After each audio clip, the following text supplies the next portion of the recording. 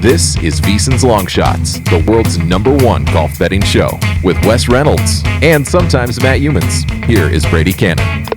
Welcome into Long Shots, indeed, the world's #1 rated golf betting show right here on VSiN and VSiN.com, the sports betting network. Earlier today, for our member guest segment, we were joined by our friend Dave Tindall from Betfair. You can also follow him on Twitter at Dave Tindall Golf, of course, because he is in the UK. To accommodate him, we did our show in the morning, kind enough of Gill Alexander to let us barge in on a numbers game and join Dave Tindall for some comments about the upcoming PGA Championship.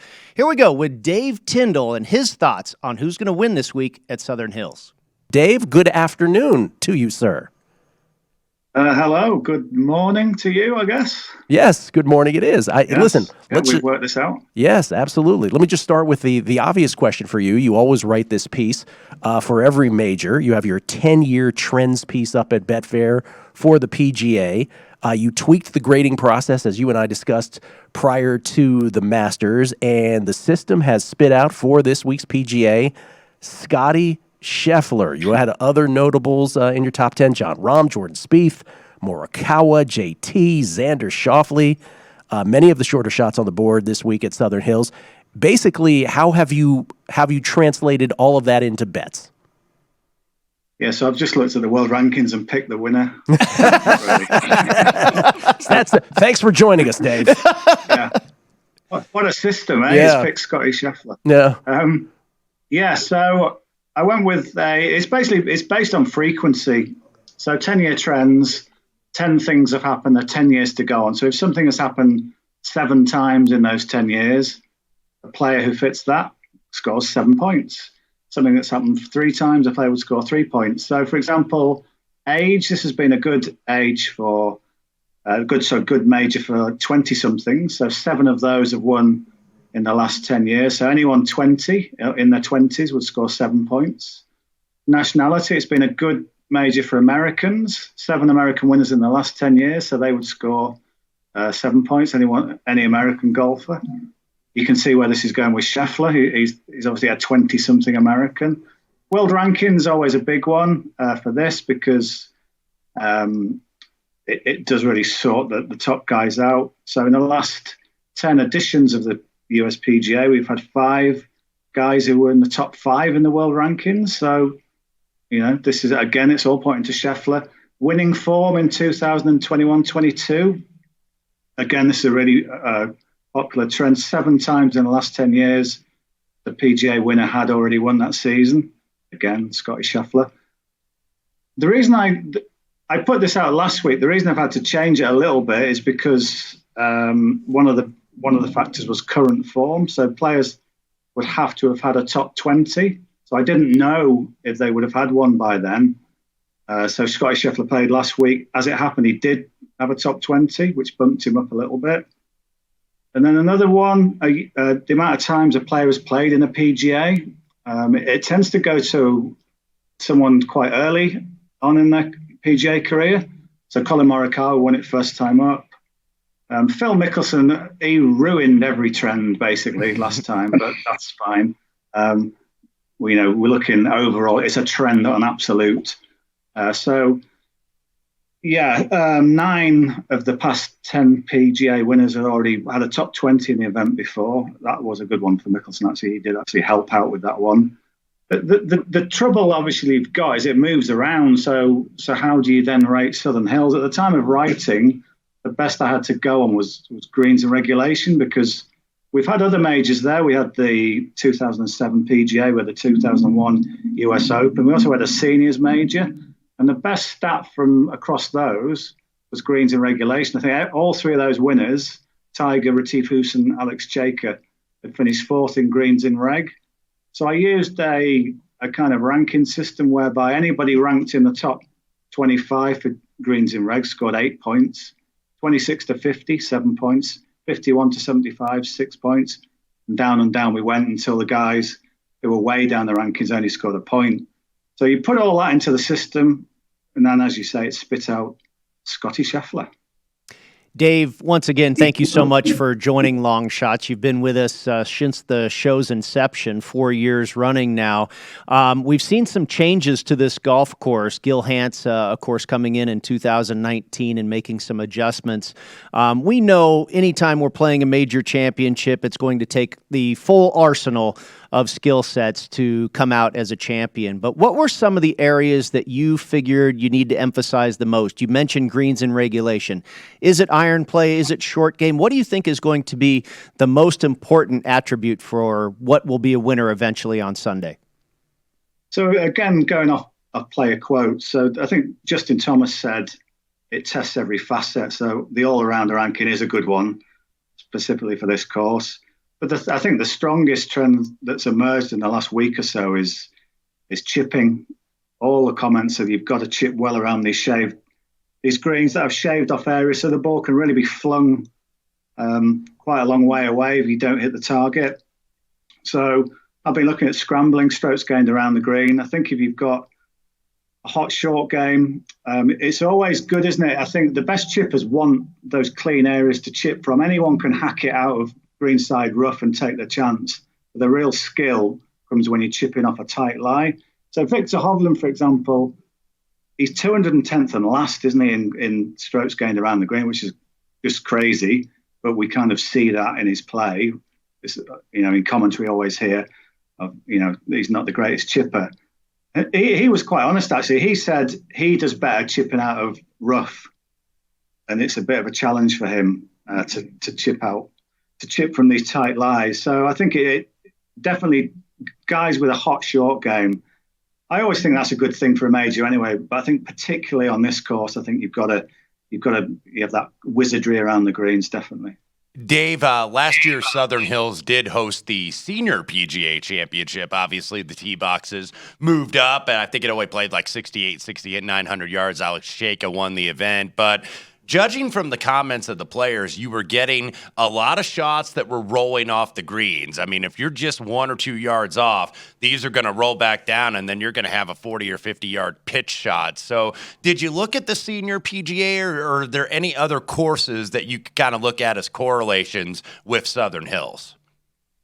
Yeah, I looked a little bit at the PGA, that Seniors event, but obviously the yardage is a lot shorter. So, yeah, the greens in reg stat did carry over from pre-redesign in that Shaker was fourth for greens in reg, as were the other two winners, Tiger and Goosen. But yeah, other correlating courses I've seen, Colonial, because you've got Bermuda chipping areas onto bentgrass greens. Shinnecock has come up as well for those shaved off areas, windy conditions as well. So they would be two of them. Augusta National, I think, is an obvious one where you really do have to chip the ball well. And I did just check out Victor Hovland's around the green stats at Augusta National. 52 players made the cut at Augusta National. Victor Hovland was ranked 52nd in around the green. So it did play out, I think, there. So, yeah, I think some of those courses, Shinnecock, Colonial, definitely Augusta National. I've seen a few as well for Port Rush at the Open in 2019 that had these sort of raised greens on higher tiers. So there's a few courses we can go at, I think, yeah. Dave, we got a couple questions left, so real quick here, I'll ask you mine. Who are you comfortable fading this week? Any notable names that you think might struggle either because of current form or not a good fit for this course specifically? Yeah, you've added the word comfortable fading there. If I could just say fading, I don't know if I'm totally comfortable. I think I'd have to go against Victor Hovland. I know he's the local guy, and that's a positive, and I know he drives the ball well, but I think the chipping will find him out. I don't think it'll mean, he'll miss the cut, but it could well mean that, you take him on in a match bet against someone, similar ranked, but with a lot better short game. All right, Dave, just about 30 seconds left. We're going to give you a foursome. If you're going to run to the window, your top four guys to win the PGA Championship, what four are you going with to hoist the Wanamaker Trophy? Yeah, so I've got to go with Scotty Scheffler. I've got to, go with the trends. For that, I do like Hideki Matsuyama. I think he's 3 of his last 4 wins have come on par 70s. I like that stat. Played really well in the Byron Nelson last week. I mean, Jordan Spieth, could you devise a better course for Jordan Spieth? Really, a little bit of room off the tee, similar to Augusta National, won at Colonial, great form last week. And Spieth always does well in a major when he's had a good prep the week before. Some players don't. Sometimes they burn themselves out. Spieth loves to fling himself into a major off a really good result. And right there we lose Dave. He didn't get his fourth player out. Oh, no. So Hideki, Spieth, and Scheffler. You'll have to add that later in the podcast. Yeah, we'll have to find out who was fourth. All right.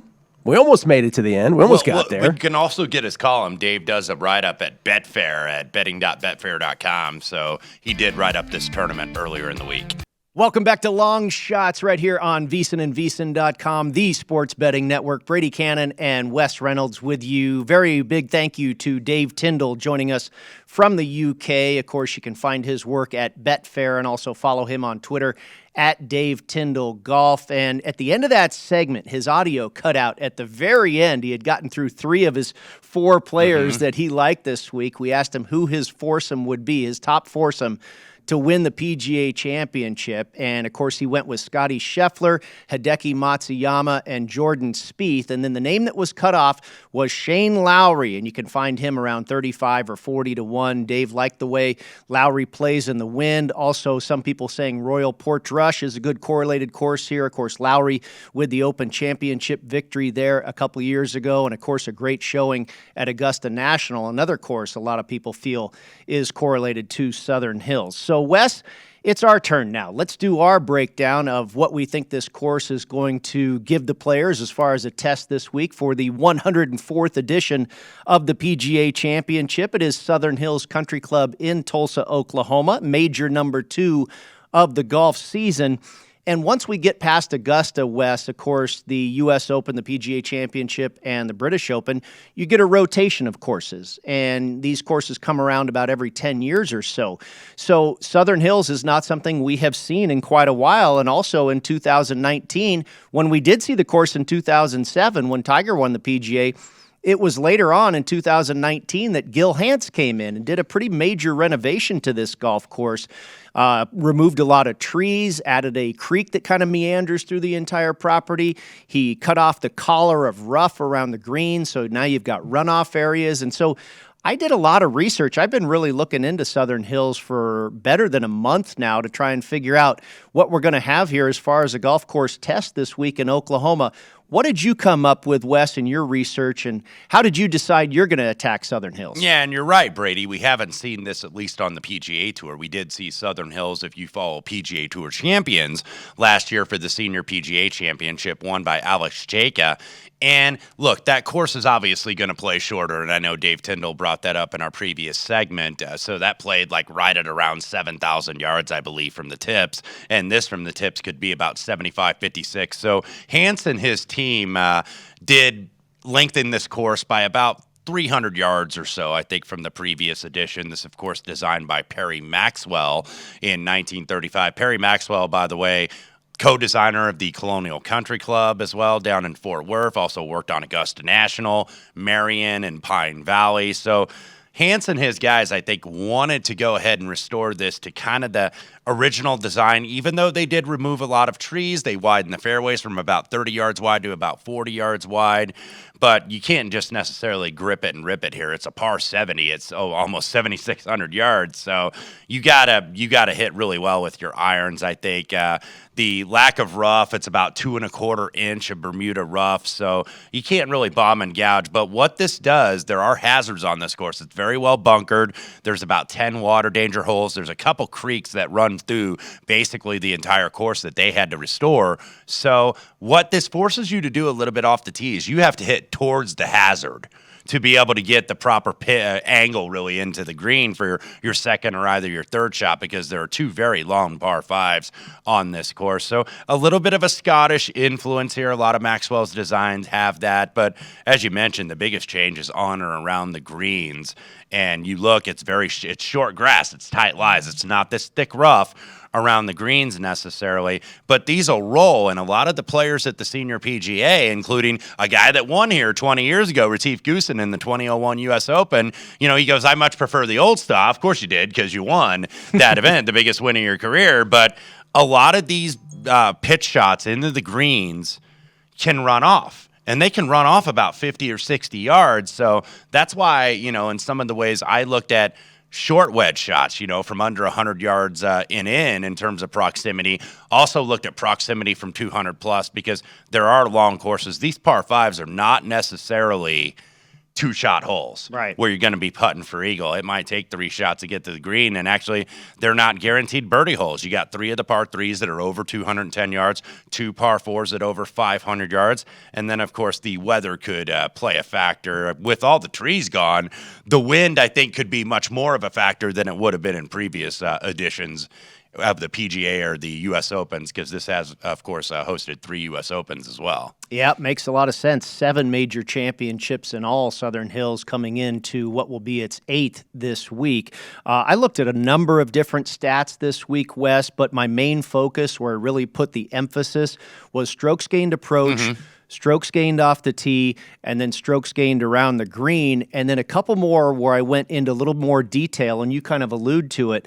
I went to proximity from the hole from 125 to 150 yards out. I think the players are going to face a lot of shots from that distance, and I think who was ever at best at stuffing it in from that distance, and like you say, not keeping it from running off the green, I think is going to have success this week. So look at some of the top players from that yardage, 125 to 150, these long par 4s and even these long par 5s. You're probably going to end up with a lot of shots of these distance.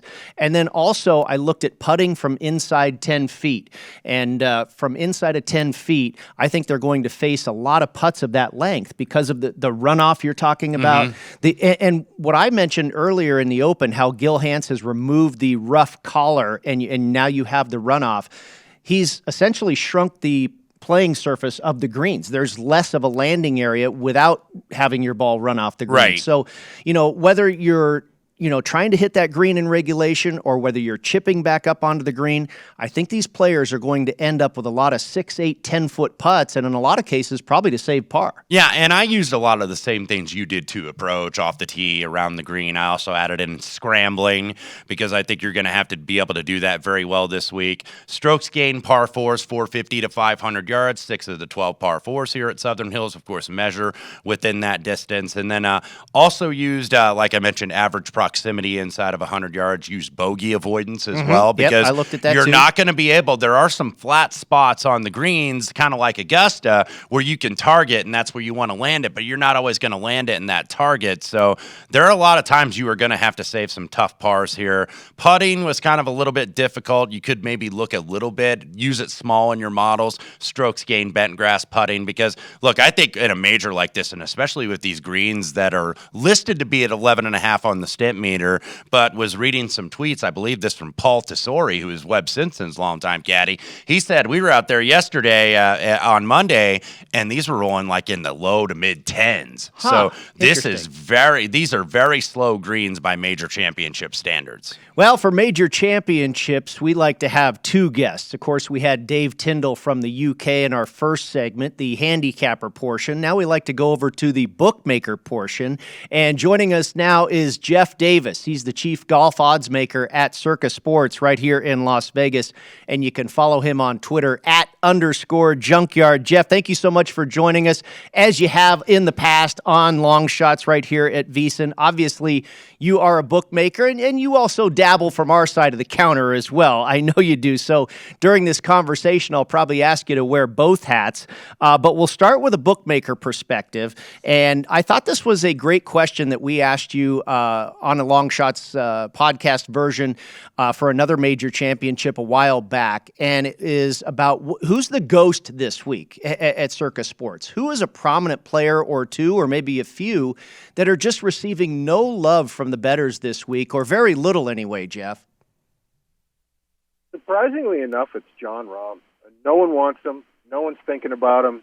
Can't write a bet on him, which is somewhat surprising to me, because people like to look back at what players have done recently and bet off of that information. And Jon Rahm won his last out.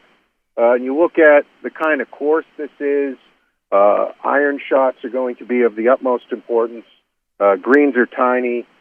I want somebody that's good tee to green. Jon Rahm's number one on tour in that stat.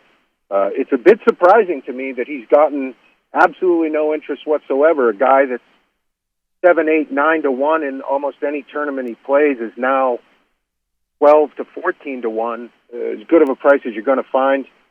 No interest. He's the one that surprises me most. The other guy up at the top of the board that has no interest, DJ, that surprises me a little bit less. He hasn't been in his normal vein of form of late. So, yeah, he's been one that's been ignored. I still believe that DJ's best is as good as anyone, but we just haven't seen that in a while. Yeah, and just recently married, of course, Dustin Johnson, so his focus might have not been completely on his golf game. But, Jeff, looking at the top and maybe even to the middle of the board, what are the players, you mentioned about Rahm and DJ not receiving a lot of love, what are the players that are receiving a lot of action down there at Circa? Well, Scotty's number one in the ticket count. Scheffler, he's won 4 of his last 6 outs and, looks to be the best player on the planet at the current moment, and the public believes it. But there really isn't a lot of separation from Scheffler to a lot of the other guys. Spieth, very popular. Cam Smith, very popular. Another guy that shows up in majors. Great iron player, great short game. 2 things you're going to need greatly at Southern Hills this weekend. And then, of course, Tiger Woods. People love Tiger Woods. They love to bet Tiger Woods. The price doesn't generally matter all that much. So, yeah, those guys specifically are at the top, but really, if you take the top 10 or 12 guys on the board, not a lot separating them in terms of ticket count. Jeff, we have not seen this course on the PGA Tour anyway since 2007, and there have been some substantial changes to the golf course since then. When you were doing all your research and setting up your odds board there at Circa Sports, what did you figure this course is going to lend itself to as far as skill sets, and what type of player might have success this week? What might be the most important things in your mind? And we know for a major championship, you got to do everything well, but where did you go with emphasis, rather, in particular skill sets for Southern Hills? Well, I briefly touched on it. Guys who are good mid to long iron players, it's going to be a lot of long approach shots into these par 4s. The greens are small. They look bigger, but, as you alluded to in the earlier, the shaved runoffs make the playing surface a lot smaller. Another thing would be short game around the green, scrambling. I read something from Rory that said the way they have it set up, you're not going to be able to putt from off the green. You're just going to put wedges in players' hands. So guys with good deft touch around the greens is going to be really important. The scores probably being higher than the weekly tournament, putting less important. I think if they're as undulated as has been talked about, I think it'll bring in, it's going to be tough for the good putters. So I think the difference between the best and worst putters might be shortened this week. Another thing that seems to be popular out there that I'm not so sure, off the tee, yeah, it's long, and everybody wants to just think that, it's a bomber's paradise. And I just think that, again, with the small greens and the long approach shots, you're just going to have to hit your irons well, whether you have 170 in, 180 in, 190 in. If you're not hitting your irons well, you really have no shot. Jeff, what we've seen, at least in the recent years, and look, we've had the big names, Morikawa, Koepka, Thomas, Day, McIlroy, certainly relatively chalky players when they've won, but we have seen that this is kind of the major where you will get some guys off the board. Putting Phil aside last year at around 250 to 1, 9 of the last 12 PGA champions have been younger than 30 years of age. 11 of the last 13 had actually had 5 or less PGA championship starts, so you will get some guys off the beaten path like Bradley and 2011, Walker in 2016. So anybody kind of near triple digits that's getting some love from your customers down there. Yeah, one guy that's been absolutely clobbered is Cameron Young.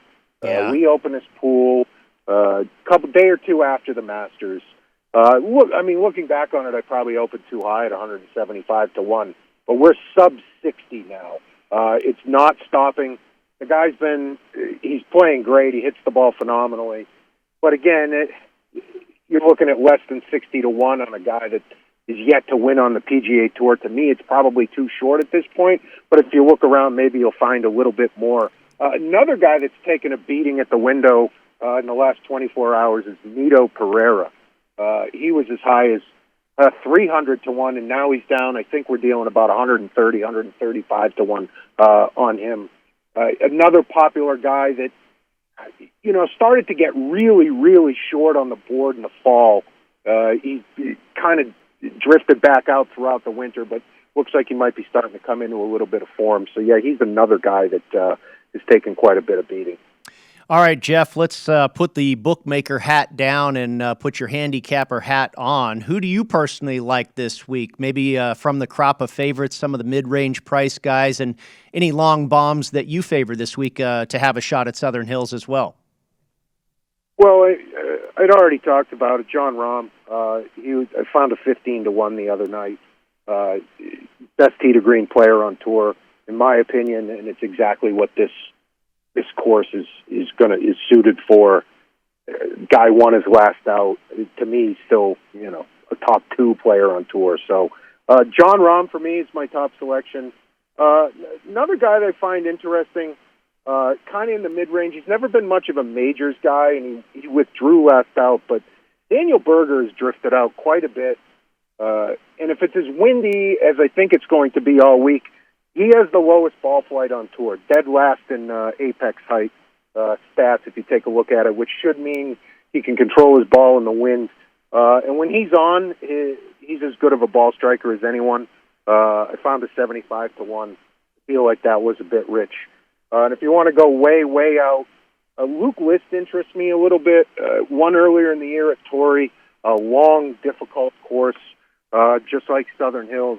A great iron player and has sneaky good around the green stats this year on tour.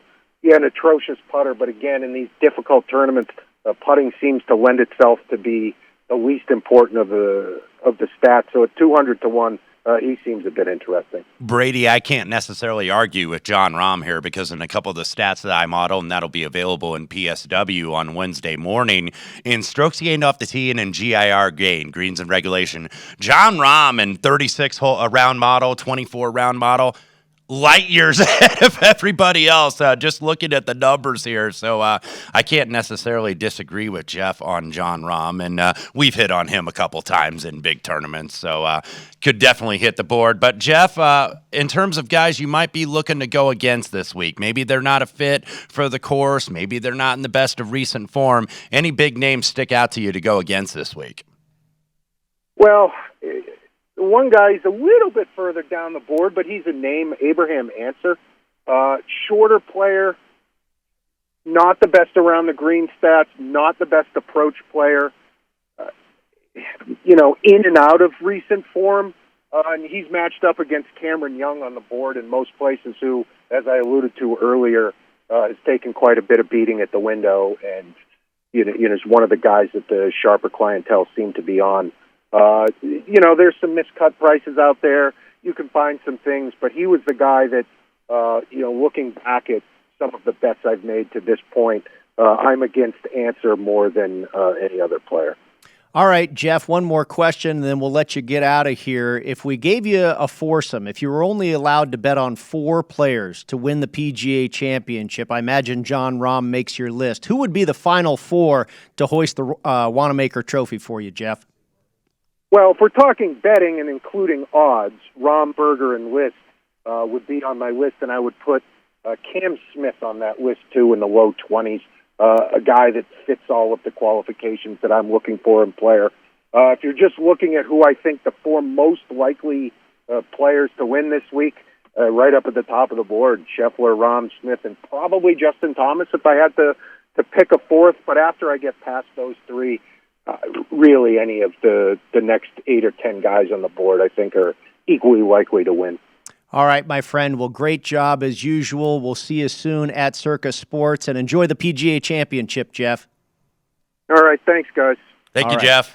That is Jeff Davis, the assistant sportsbook manager there at Circa, also their chief golf odds maker, and you can follow him on Twitter @_junkyard. When we come back, did you have something to say there, my friend? No, I was going to say, and a pretty sharp golf handicapper in his own right. No doubt about it. And of course, Circa Sports, they have the reputation for some of the best futures odds on the golf in the golf market landscape. So, yeah, no doubt about it, Mr. Davis, behind all of that action for golf at Circa Sports. When we come back, it is our match play segment. We'll go over all the plays from Matt Youmans, Wes Reynolds, and myself when we return right here on Long Shots.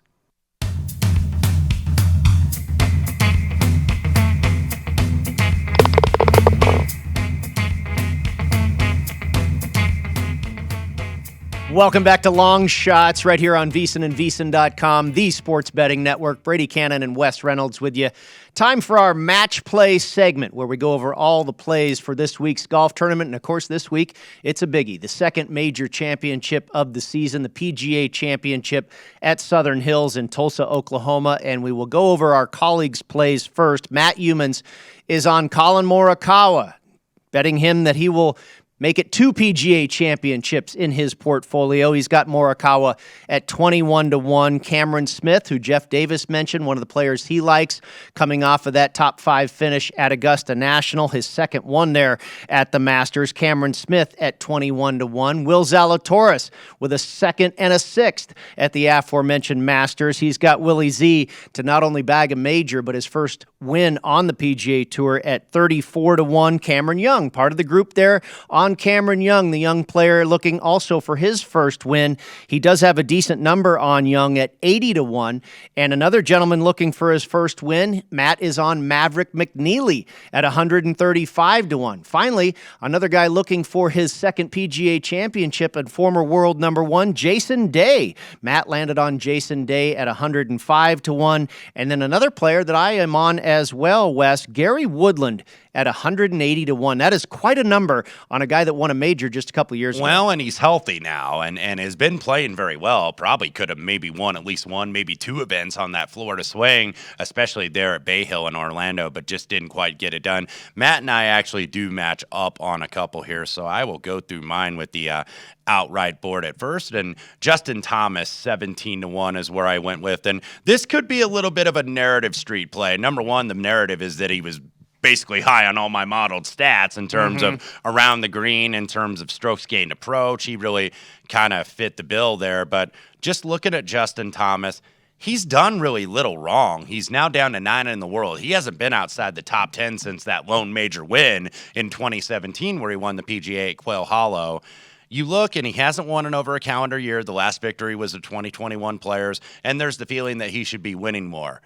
He's the player that Jim Bones Mackay, though, came out of retirement for to man his bag. And by the way, Jim Bones Mackay's former boss, not defending his title this week, won Phil Mickelson. So wouldn't it just be appropriate that, okay, Phil's not here. Phil's kind of in a little bit of a pickle with some of the things he said and some things that are coming out in certain novels. One that we've talked about on our show in the past with Alan Shipnuck. I believe that book got released today, so I'm interested in reading that. But it'd be appropriate for Bones to get another major with Justin Thomas, with Phil being a big story not being here. You just look at Thomas. The irons have returned, I think, to the typical elite status. Accuracy off the tee is really the chink in his armor, Brady, but with these widened fairways, I think he can overcome it. The scrambling and the bogey avoidance near the top of the field, I think all the pieces of the puzzle are coming together. And speaking of another guy that can struggle a little bit with accuracy, but is so good with his irons and really a virtuoso around the green, that's Cameron Smith, who I got at 25-1, at least the best price this week. I bet him actually during the Masters for the remaining 3 majors at around 30-1. He's drifted upwards a little bit into the 20s. Of course, he had that disappointing finish at the Masters, ended up T3 where he got that triple bogey on 12, missed the cut at the RBC, but I think the wide fairways are going to help him. He's always elite with the irons and around the greens. Already has won the Century TOC this year and the Players Championship. So Cameron Smith, if you look at kind of like recent form, he doesn't really jump out at you, but this guy is a big game hunter and always shows up in majors. So Cameron Smith, and then right in between him, Patrick Cantlay, another guy who really has yet to go off at a major, was T3 in the PGA back in 2019. But if you look, He's won 5 times basically since October of 2020, the most on the PGA Tour. Of course, had 2 chances at wins this year, but lost them in playoffs. Lost to Scheffler at the Waste Management Phoenix Open. Yeah, I was on the good one of that one, and then of course the RBC Heritage. That's the one I know that stings, Brady. Jordan Spieth ended up getting the win, but if you look, Patrick Cantlay is a guy that is a regular winner here. He got let down with the putter by his standards. He's always good on bent grass, but really wasn't good at Augusta. Think he could be this week. And then one of the things I noticed, and we've had different trends and a lot of recent trends, not just at the PGA, but in majors in general, 18 of the last 26 major winners have been first-timers. This guy's ranked number 5 in the world. Cameron Smith just ahead of him at number 4. So those are the best 2 players, at least by the official world golf rankings, that have never won majors. So Patrick Cantlay, 22-1. One that really popped on the models last week. I actually had him at the Byron Nelson, just kind of went off the boil there a little bit too late and ended up T3, and that was Hideki Matsuyama at 33-1. Always kind of known as a shaky putter, but if you look, 7 of his 8 career PGA Tour victories are on bent grass greens, including at Augusta National for the Masters. And I thought he was good in the Masters, despite the fact that he was battling that neck injury. Well, all he did is win it last year. Yeah, and he was a respectable 14th in defense, and then he was 2nd going into the weekend, which forced, that's why he had to get out and withdraw from the Valero. But he took some time off, reemerged last week in Dallas, T3, led the field in strokes gained approach, led the field in proximity to the hole, at or near the top in the models of approach, greens and regulations game, proximity from 200 plus in both the 24 and 36 round models. Piggybacking Dave Tindall here, Shane Lowry, I got him at 37-1. Some of the best form in the field. T3 at the Masters, T3. That hurt me at the RBC Heritage because I thought, okay, he's got a 2-shot lead with like 5 holes to play. It's like I should have won that, but he didn't end up doing it. He was a runner-up also at the Great Honda. wind player too. Yes, he is, and that's why I liked him this week because the 2019 Open Championship at Royal Portrush, of course, that is where he won. Ranks near the top of the models, bogey avoidance, scrambling, strokes gained approach, great greens regulation gain. Yeah, really good around the greens. 80-1. I'm on the Cameron Young train as well that Jeff Davis was talking about. He's trying to pull off what Keegan Bradley did at 2011 and what Morikawa did 2 years ago in San Francisco at TPC Harding Park, and that's win the PGA Championship on debut. This is the major, if you look historically, that younger players tend to do the best. So you don't need all that scar tissue. You don't need all that experience like you would need at the U.S. Open, where you got that thick rough and really tight fairways, and young guys sometimes aren't ready for that smoke, so to speak. But you look at the form, T3 at the RBC Heritage, T2 at the Wells Fargo, where I had him, so another runner-up for me in that regard. Runner-up at Riviera earlier this year. Already proven he can compete with pretty much anybody out there. One of the bigger hitters off the tee, so I think he will be a guy that will try to grip it and rip it a little bit. But he's also been pinpoint with the irons, especially on the longer approach shots. And I think you are going to get, and Jeff talked about, 180, 190. You're going to get some 200 plus here as well. Maybe not Cameron Young. Well, on the par threes too. Yes, but maybe not Cameron Young because he's one of the longest hitters on the tour. So Cam Young, 80-1. And then another guy that actually finished co-runner-up along with Cameron Young a couple weeks ago there at the Wells Fargo was Keegan Bradley. And I took him at 90-1, runner-up 2 weeks ago, 4 top 10s already this season. Actually led the field in putting at the Wells Fargo, which he rarely does because he was 151st in strokes gained putting leading up to that event. The irons really let him down there, and the irons usually never let him down. It's usually the putter, but like we were talking about with these greens, there's a lot of undulations, even though these are slow, but I think that tends to even out, and that's why I didn't use putting per se as much in my model this week, because it tends to even out the really ace putters and then the really downtrodden putters like Keegan Bradley, who certainly fits in that category. So Keegan Bradley, 90-1. Tommy Fleetwood, I bet him at 95. He got up to 105 actually down at Circa Sports this week.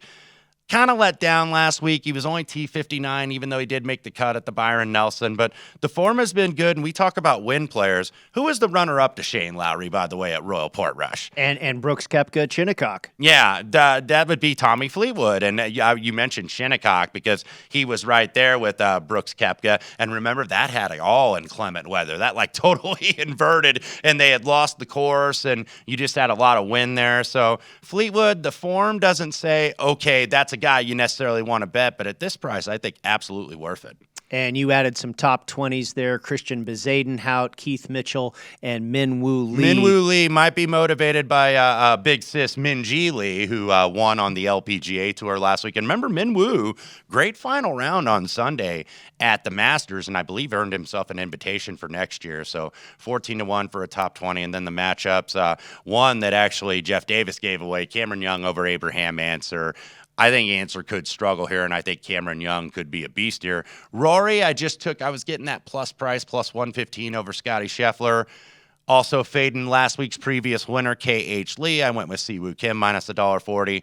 Robert McIntyre, minus $1.25 over Ian Poulter. And then a battle of South Africans that you don't see play stateside here very often. Dean Burmester, minus 105 over Justin Harding. If you don't follow that DP World Tour, that Sunshine Tour in South Africa, Burmester's one of the bigger hitters out there. So I think he will love these fairways, these wide fairways, and might surprise you and be up there kind of in that top 20-ish range. As far as head-to-head matchups for Matt Youmans, by the way, these are full tournament head-to-head matchups. Matt Youmans went to the Tiger Woods well, took Tiger Woods minus 110 over Ricky Fowler, the former Oklahoma State Cowboy, in his home state there, or his college state rather, at Southern Hills this week. And then Scotty Scheffler at minus 145 over Xander Schauffele. Matt also played a couple of top 10 finishes, Justin Thomas at plus 210 and Jordan Spieth at plus 235. I really like those two bets right there. Those guys, you figure, should be knocking on the door of the top 10, if not more so. All right, let's look at my plays. As far as the outright market here, I went with these guys to win the golf tournament outright as well as top 10 finishes. Colin Morikawa at 16-1. I bought a little more on him when he got to 21-1 here at Circa Sports. Fourth in the field on approach, number one in greens and regulation, number one in proximity from 125 to 150 yards. He was second at the Summit Club here in Las Vegas. I think that course has a lot of similar setup to what we'll find this week. Long par fours, long par threes. He was also second in Colonial, another Perry Maxwell design, and fifth at Augusta, which we feel has a lot of similarities to this week's course as well, with the runoff areas and what have you. Wes, I am also on Hideki Matsuyama. You got a better number than me. I'm on him at 27-1. He was my very last ad in the outright market. Masters champion, 2 additional top 15s, 2 additional top 10s at Augusta, 2-time winner in Scottsdale, like the Summit Club, another course with a lot of long par fours, long par threes. He's finished 10th at Colonial before. And then we talked about Gil Hanse's restructuring of Southern Hills. Look at some of the other courses that Gil Hanse has performed redesigns. Aronimink, Ridgewood, also Winged Foot. Hideki Matsuyama, 15th at Aronimink in 2018, 15th at Ridgewood in 2018. And then Shinnecock, another correlated course. A lot of people feel maybe one of the strongest correlations this week with the runoff and the weather and what have you. Hideki Matsuyama, 16th in 2018 at the U.S. Open at Shinnecock. Xander Schauffele at 30-1. 2 top 5s in Scottsdale, a 3rd at Colonial, a 5th at Winged Foot, second and a 3rd at Augusta, a 3rd at Aronimink, a 6th at Shinnecock, a 3rd in the field on the approach, and 15th in greens and regulation. I mean, the numbers really fly off the page for Xander. And I'll tell you what, Wes, I can't remember the last time I ever bet Xander in a major, but it seems like when we come into a major championship, he's always a popular choice. Not as much buzz this time around, and I kind of like that. No, because I think guys like myself and Matt Youmans, who have been riding Xander Schauffele for about the better part of the last 3 or 4 years, we're getting tired of some top 5s and top 10s. Yeah, those pay in those markets, but not the outright markets. But this could be it. And look, that number held for a while. He was out there really early on Sunday at the Byron Nelson. You didn't think it was going to hold, but it did for a while. And shooting 61, that's not bad momentum coming into a major. Yep, absolutely. Went with Jordan Spieth, certainly one of the hottest players in the world right now. I know he's going to be a very popular choice this week, and for good reason. Second at the Byron Nelson last week. He won at Harbortown about a month ago. If you look at 2 U.S. Open courses that have hosted PGA Championships, and that's exactly what we have here with Southern Hills, a U.S. Open course that has also hosted PGA Championships. 2018, the Bellerive in St. Louis, and 2019, Bethpage Black in New York. Well, Spieth finished 12th and 3rd on those 2 courses. He's got an incredible record, as you know, at Augusta, an incredible record at Colonial. He is 10th in the field in strokes gained around the green.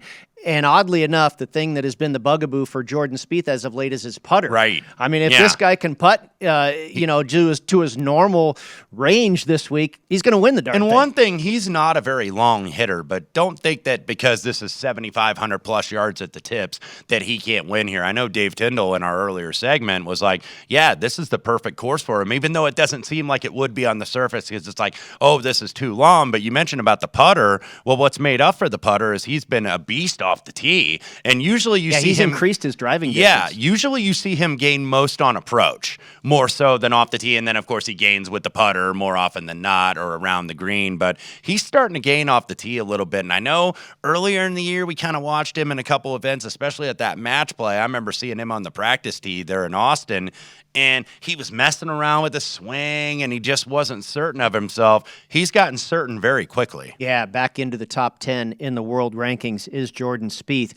I went with Willie Zalatoris at 34-1, a second and a sixth at Augusta, a sixth at Winged Foot in 2020. He's got a 10th at Bay Hill, another course that sets up similarly to Southern Hills with the long par fours, long par threes. And I think maybe Willie Z was a victim of some home game pressure last week. And I like this week that he's getting away from the Dallas, Texas area and can concentrate on the dip. Yep, I hear you, and can concentrate on attacking another major. He's 8th in the field on approach, 8th in strokes gained around the greens, and 28th in bogey avoidance. And then, like Jeff Davis, I also like Daniel Berger. I couldn't believe the 75-1, and maybe people are just figuring he's on the drift because we haven't seen him in a while. He hasn't played since the RBC Heritage. I had to settle for 46-1, but you get the theme here with my plays, Wes, and this goes into what Jeff Davis was saying too. My top plays here, I'm on my number 6th outright here. These are basically all outstanding iron players. Yes. That's where I'm going this week. No, they were all in my models in terms of approach, greens, and regulation gain. And usually when you look at those two stats, there's a lot of carryover and there's a lot of overlap. But still, I think that it matters because Gil Hanse and also the course superintendent were in interviews and were like, you know what? This is going to be hard to hit greens. You're going to, and some guys may even hit 18 greens and shoot 70 and think they should have shot 64. Yeah, Daniel Berger has won at Colonial. He's really done well at TPC Scottsdale. And, of course, that 2018 U.S. Open at Shinnecock, he finished 6th behind Brooks Koepka. And then my long bombs, I played these outright to win the PGA Championship and then also to finish top 20. I'm with you on Tommy Fleetwood. He's really been playing well, kind of under the radar. A lot of top 20s and a few top 10 finishes as of late. We talked about the second-place finish to Brooks Koepka in 2018. Also, 3 top 10s at Bay Hill, 3 top 20s at Augusta, 20th at Ridgewood, and 8th at Aronimink, the other Gil Hanse redesign courses. Gary Woodland at 105-1, not like my colleague Matt Humans, who got him at 180. But I talked earlier about these U.S. Open courses that have hosted PGA Championships, the Bellerive and Bethpage Black. Well, all Gary Woodland did is finish 6th and 8th at those two courses. So I think Woodland is priced too high here. 105 is probably about the right price, but if you can find something a lot higher than that, and I've seen 150 and higher out there, I don't think Woodland is a bad shot, especially for a top 20 finish. Jason Kokrak at 130-1. He was a winner last year at Colonial. He's got 4 top 10 finishes at Bay Hill. He's 39th in the field on approach, 22nd in strokes gained off the tee, 29th on the par fours of 450 to 500 yards in length, and he is a great putter on bent grass greens. And then finally, we talked about this off air, Wes, my biggest bomb, I think maybe ever I've played in a major, 350-1. Just some funny money on Chris Kirk. Now, Chris Kirk has also won at Colonial. He's had tremendous success at Bay Hill. He's been playing well this year. But I started going through all my numbers, and this guy's name started to pop up all over the place. He's got a great short game. He's 4th in the field this week in scrambling. He's 18th in proximity from 125 to 150 yards out.